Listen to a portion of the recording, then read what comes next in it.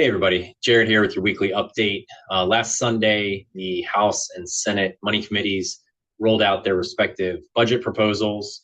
Unfortunately, our CNA training program did not make it into either budgets, so we're disappointed about that, but there were some good things in both budgets, including money to sort of backfill some of the federal cuts around the Affordable Care Act, premiums and SNAP benefits and things like that we will be advocating for with the budget conferees. They'll have to work out some revenue projection differences because the Senate budget included a cut to the tax exemption for data centers, and the House budget did not. So that's about a $2 billion difference that they're going to have to work out.